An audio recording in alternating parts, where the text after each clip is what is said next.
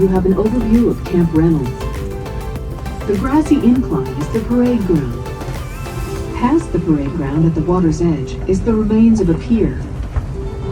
An artillery battery was down along the shore to the right of the pier. Notice the red building ahead. This is a mule barn.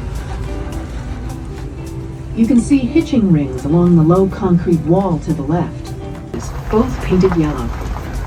The small building nearest the tram is the bakehouse. Just beyond the bakehouse is Officers' Quarters 11. Tours of Quarters 11 in the bakehouse are available most weekends, April through October. On weekends, there are also cannon firings down by the water. Ahead on the right, you'll see a small white building that was the chapel at Camp Reynolds.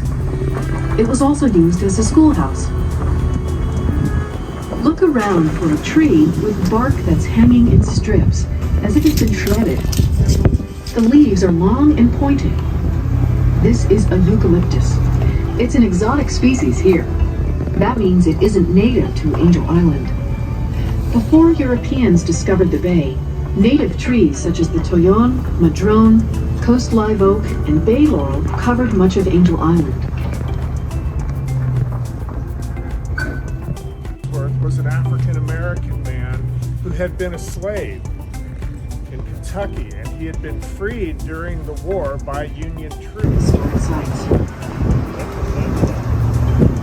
Our next stop just ahead is called Battery Ledyard. This was the site of one of 3 artillery batteries built on Angel Island after the Spanish-American War. Battery Ledyard was completed in 1904 and declared obsolete in 1909. No military installation on San Francisco Bay has ever fired a shot in anger. There's a picture of that one.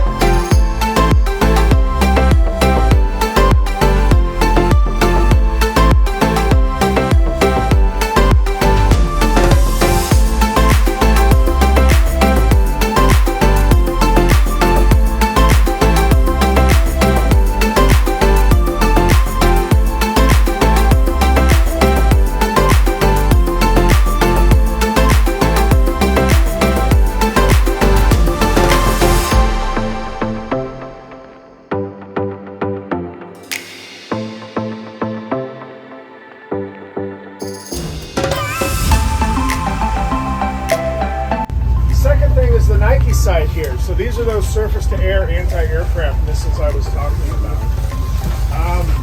What you would have seen back in the day from 1954 to 1962 is essentially what you see now. You don't see a lot. There are no buildings here. Actually, there were buildings on the top of the island.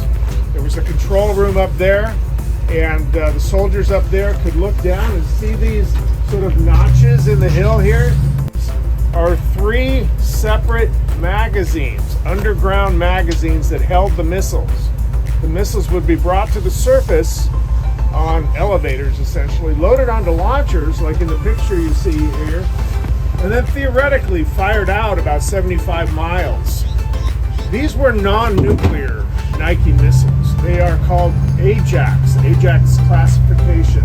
Now, there were Camp Reynolds. Where we stopped over there at Battery Ledyard were 3 different batteries built after the Spanish-American War. Battery Drew, Battery Wallace, and Battery Ledyard. These were breech-loading cannon that could fire about 20 miles. They were actually made obsolete very quickly in the buildup of munitions during or at the beginning of World War I. And here we are at the Nike site right here. So, a large backcountry, about 20 miles of roads and trails here on the island to bike and hike on. So, the mammals on the island, we have a lot of deer. About 100 head of deer on the island. So keep your eyes open for the deer. You might see some today. We also have raccoons. The center of activity on the island. Fort McDowell was used first during the Spanish-American War, then during the Philippine insurrection that followed. When he was a serviceman, Ted Weber passed through Fort McDowell during World War II. Well, I first saw Angel Island in August of 1944. I had been overseas and was shipped back through the port of embarkation here in San Francisco.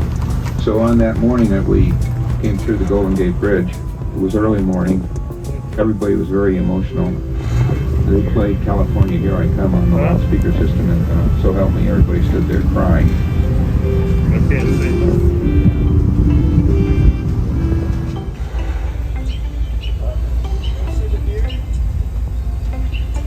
I can remember that I had an upper bunk, and from that bunk through the window I had a view of the San Francisco skyline at night, which was kind of romantic. The East Garrison was built shortly after Battery Ledyard. Most of the buildings here date between 1910 and 1912.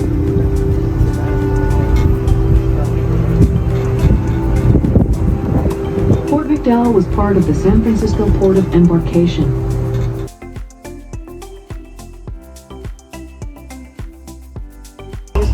Poured through the Golden Gate. A sign on the south slope of Angel Island in letters 60 feet high said, "Welcome home, well done."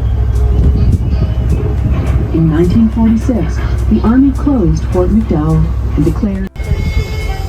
On the left is an old mule barn.